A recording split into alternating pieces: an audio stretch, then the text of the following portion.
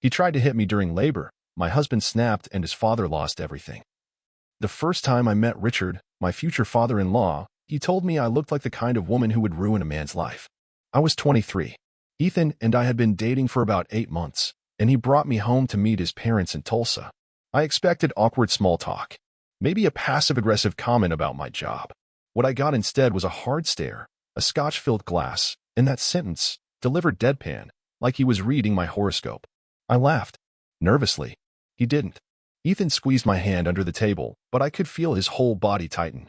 That was the first red flag. There would be more. Richard didn't like women. Let me be clear, he tolerated them. He was the kind of man who referred to his wife Susan as the warden, and once said that men who listened to their wives deserved whatever unhappiness they got. He wasn't loud, not usually. He didn't shout. He did something worse. He made everything feel like your fault just by looking at you. He'd ask questions like, "So, how long are you planning to work?" Or is this one of those, "I don't need a man" deals? "You still not pregnant?" "Huh, that's interesting." "Ethan, are you sure she's not trying to trap you?" Every time, Ethan would say something like, "Dad, enough," or "not cool." But never more than that. I should have walked then. But Ethan, he was kind, gentle, patient, and he hated his father in a quiet, lifelong kind of way.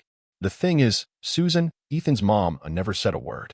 She'd just smile, pour more wine, change the subject. Once, in the car, I asked her, "Does he always talk to people like that?"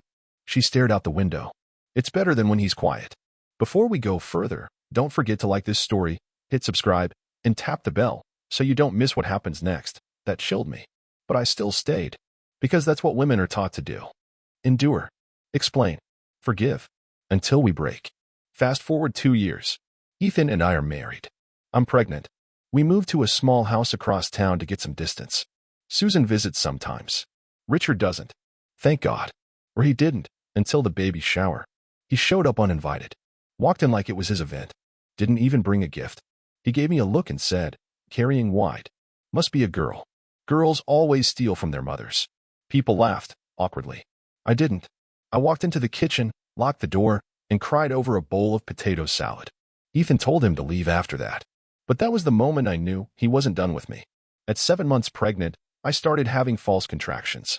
Ethan rushed me to St. Mary's. They monitored me overnight. I was fine. But guess who showed up the next morning? Richard. He walked into the hospital room like he owned it. No knock. No call. Just barged in. I heard the baby tried to make a run for it. Must have inherited your sense of timing. I said nothing. Ethan lost it. "Dad, get out. Now. Relax. I'm just checking on the womb." I screamed. Not because of what he said, because of the way he looked at me. Like I was livestock. Like I was his property. Security escorted him out. I filed a report. But Ethan's mom begged me not to press charges. "It'll only make things worse," she said. "Please. Just let it go." I shouldn't have. But again, I did. And then came the day I went into real labor. The day everything exploded. Ethan and I lay in bed that night, my belly tight and sore, my thoughts racing. Why does he hate me? I whispered. Because you're strong. And you don't need him. So he wants to break me? He wants to remind me that he can. Ethan pulled me close, but his eyes were open. He wasn't sleeping either. Because we both knew. Richard wasn't done. I stopped telling people how far along I was after month 8. Because every time someone asked, it wasn't just small talk anymore. It was a reminder that the clock was ticking and Richard was still circling us like a vulture. Ethan installed a new lock on the front door. Not because I asked. He did it after we got home one night and found cigarette butts on the porch, his father's brand. He didn't say a word. Just got the tools. Screwed it in with trembling hands. I asked him later, "You think he came here?" I know he did. Then the phone call started. Blocked numbers. Static. No voice. Just breathing. Susan admitted it. "It's Richard. He wants to know what hospital you're delivering at." "And you told him?" "Of course not." But she didn't sound sure. And that was enough to scare me senseless.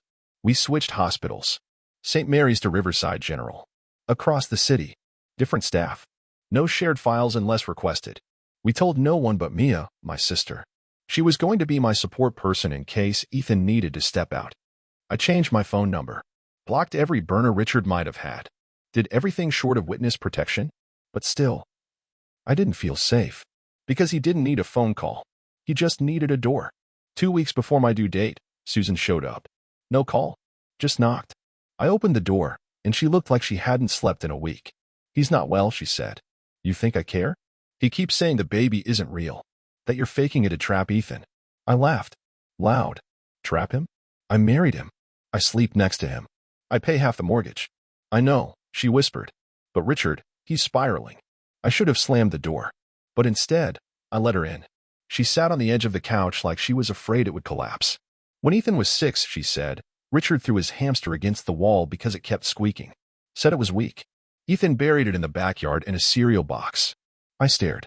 "Why are you telling me this?" "Because I'm done pretending." She looked at my belly. "He's going to try something. I don't know when, but he will. And if Ethan won't stop him, I will." That night, I told Ethan everything. The call. The threat. What his mom said. He didn't blink. "If he shows up, I'll kill him." "Don't say that." "No. I need you to hear it. If he touches you, I'll put him in the ground." "Ethan, I'm done protecting him from consequences." He didn't raise his voice. Didn't clench his fists. He said it the same way you'd say the sky is blue. Like it was already decided. Labor started at 3:12 a.m. on a Wednesday. I knew immediately it was real. Not Braxton Hicks. Not a scare. I felt my body shift. Ethan grabbed the go-bag. Mia met us at the ER entrance. We were checked in fast. Room 208. Riverside General. No visitors unless on the list. I felt safer. For 5 hours. The contractions got worse. The epidural worked for a while. But fear crept in with every beep of the monitor. Not because of the pain, but because Ethan kept checking his phone. Over and over. Finally, I asked, "What is it?" "He knows we're here." "How?" "Don't know. But he texted me. He showed me. It said, 'You really think you can keep my grandchild from me?'" Then came the knock. Hard. Fast. Relentless. Not a nurse. Not protocol. Ethan opened the door an inch, and the next thing I heard was yelling. Male. Low. Controlled. Like a snake trying to strike without hissing. "I want to see her. You're not welcome here. She's carrying my blood. She's carrying my child. Now get the hell out." I tried to sit up. Mia blocked me. "Don't. You don't need to see him." But I saw him anyway. When Ethan shoved him back, the door swung open. There he was. Gray hair. Red eyes. Mouth twitching. "You lying little witch." He lunged forward. And right then time slowed. Ethan punched him. Straight in the face. Richard hit the ground. Nurses screamed. Security came in seconds later. But Ethan didn't stop. "You come near her again. I swear to God, I'll finish it." They dragged him out. Covered in blood. Still laughing. Still laughing. I passed out. Not from pain. Not from labor. From knowing. That man had no limits. When I woke up, Ethan was by my side. His hand still shaking. He looked at me and said, "He's gone. Banned from the building. Police are here.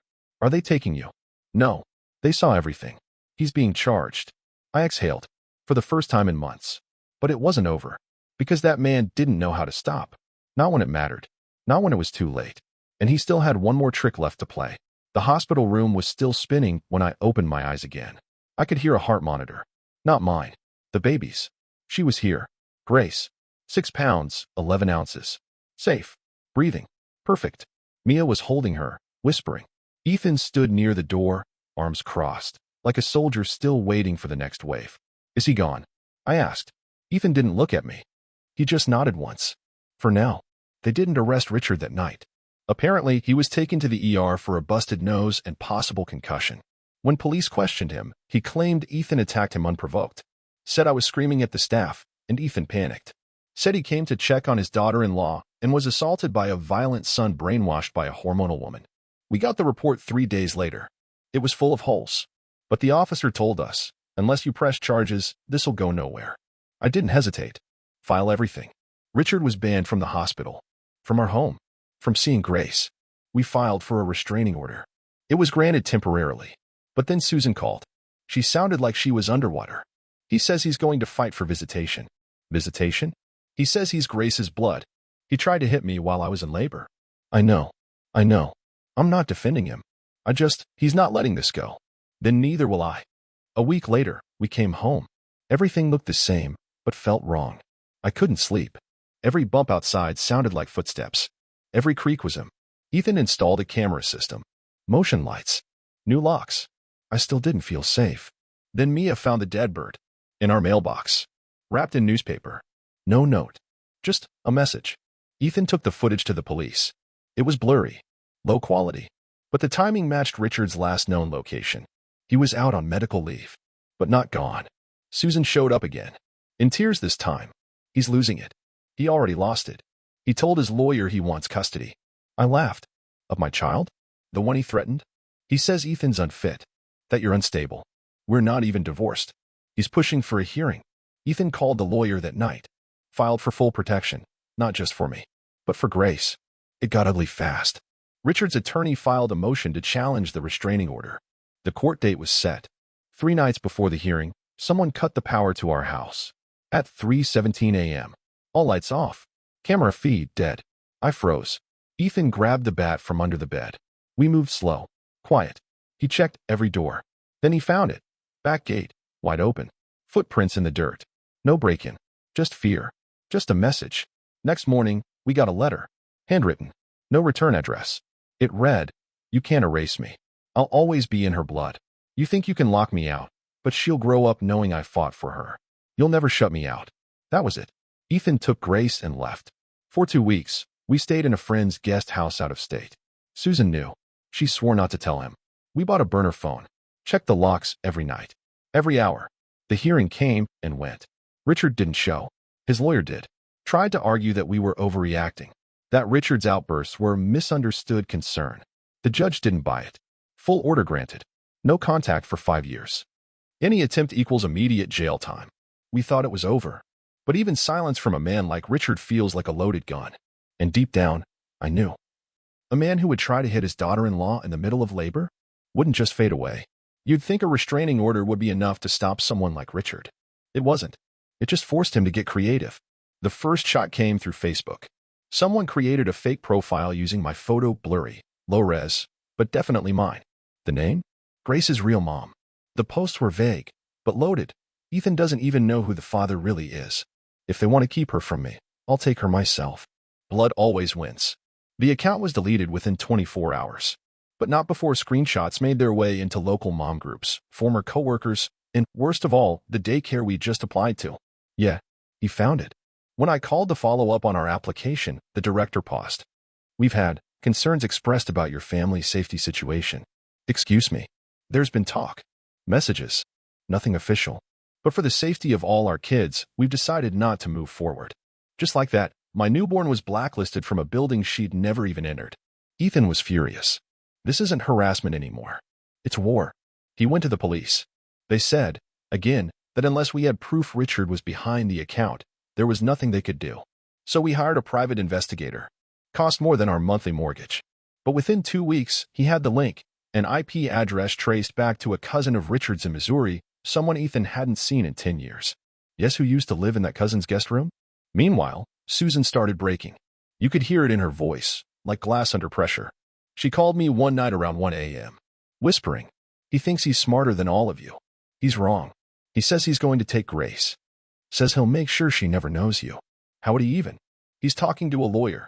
Not a good one, but still. What does he think he's going to do? Sue a restraining order into custody. He says, if he can't see her, no one can. I didn't sleep that night. Neither did Ethan. The next morning, we sat in the kitchen, feeding Grace, trying to pretend this wasn't our new normal. And then Ethan said it. If he comes near her again, I'll disappear him. Don't say that. I'm not threatening. I'm promising.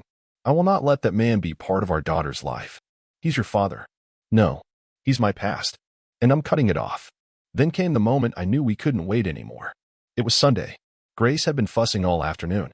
I took her out for a walk, just a loop around the block. Sunset was low. Air was cool.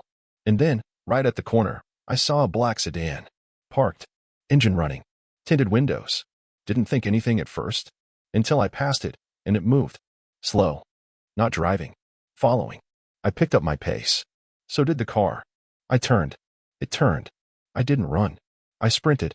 Back to the house. Through the gate. Slammed the door. Ethan saw my face and grabbed the bat again. But when we got back outside, the car was gone. No plates. No clue. Just gone. We called the cops. Again. They took the report. Took the footage. Gave us nothing.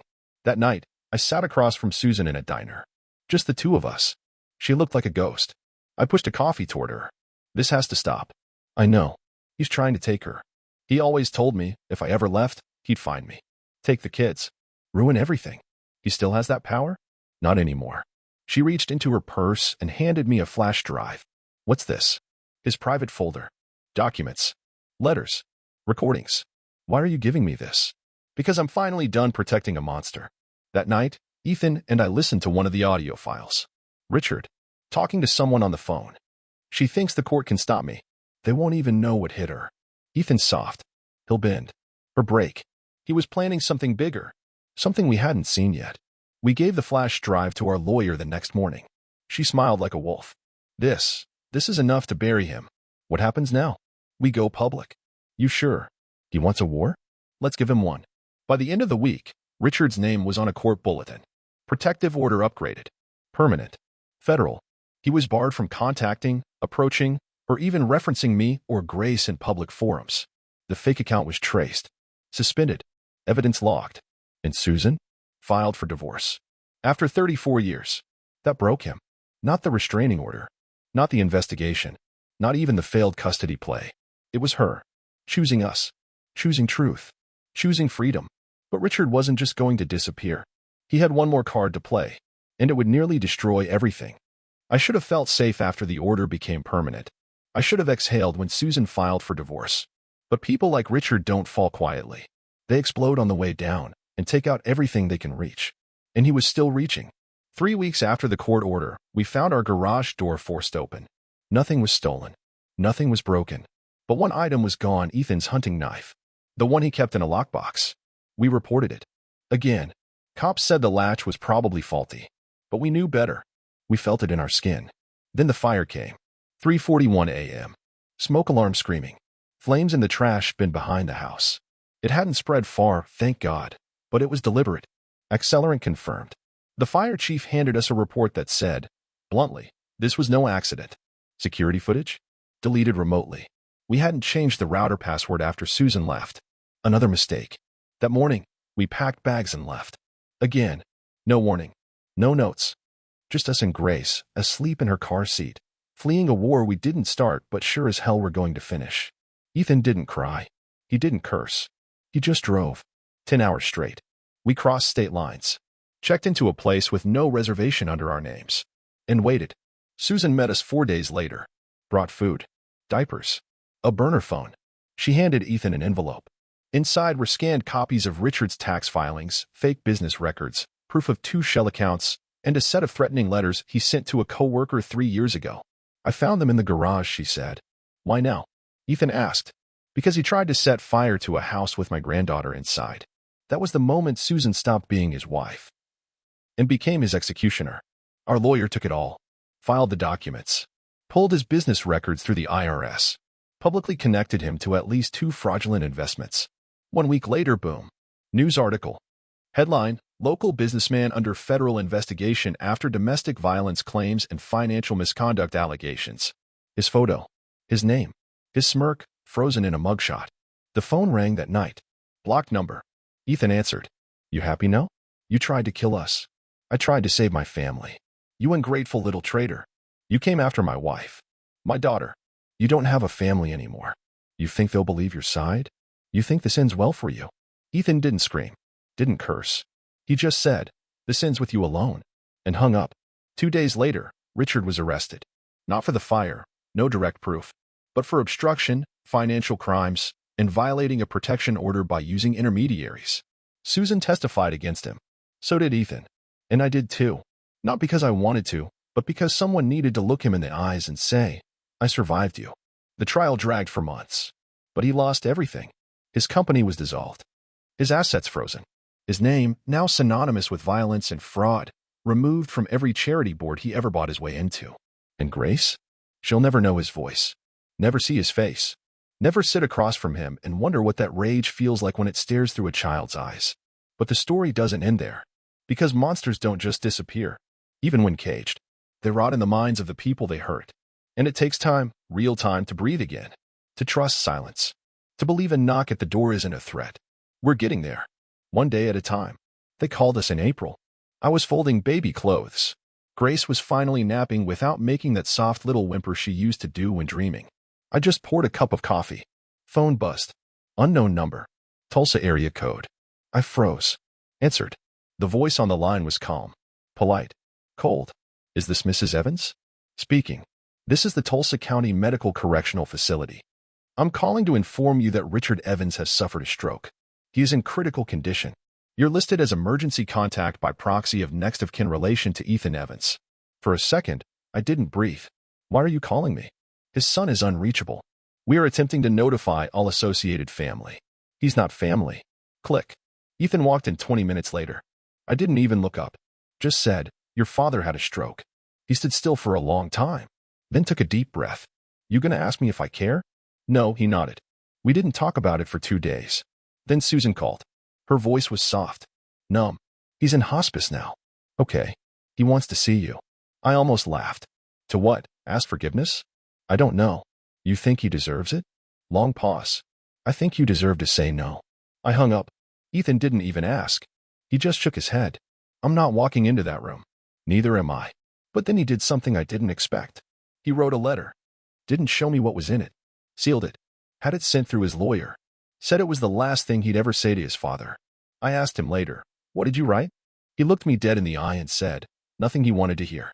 Richard died in his sleep 4 days later. No obituary. No funeral.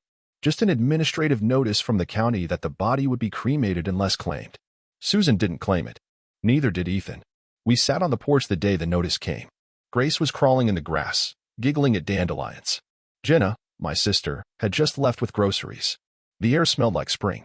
It's over, Ethan said. No, I corrected him. It's quiet. There's a difference. Will she ever ask about him? Yes. And what will we tell her? I didn't answer right away. I watched our daughter tug at a blade of grass like it held the universe. Then I said, we'll tell her the truth. That there are people who confuse love with control. That some bloodlines need to be broken. And that survival isn't weakness, it's legacy. He nodded. No tears. No drama. Just quiet. 2 weeks later, a package arrived. From Susan. Inside, a photo album. Handwritten notes. Baby pictures of Ethan. A letter addressed to Grace. We opened it together. The letter read, to Grace, you'll never meet me. And that's a gift. But you'll grow up hearing a name that once terrified the people who love you most. I don't want you to remember me. I want you to remember why they fought so hard to keep you safe. And if you ever wonder whether evil can look like family, know this. Evil always wears a familiar face. But love? Love builds walls around you when monsters try to break in. You were always the reason they fought. That's how you know you're loved. I cried for the first time in months. Not for him. Not for Susan. For me. For the girl who didn't run sooner. For the woman who thought surviving made her weak. For the mother who now knew. She won. I still have nightmares sometimes. I still check the locks. But Grace never will. Because she'll grow up in a world where monsters get stopped at the door. And if someday she ever says, Mom, what if I had known him? I'll say, you didn't need to. You got the best part of your father and none of the rot. That's all that matters. Final words from me to you. If you've ever had someone in your life who hid their violence behind words like family, tradition, respect. If you've ever been told to forgive someone who never once showed remorse. If you've ever been blamed for surviving. You are not wrong. You are not cruel. You are not overreacting. You are free to walk away. And that doesn't make you broken. That makes you whole.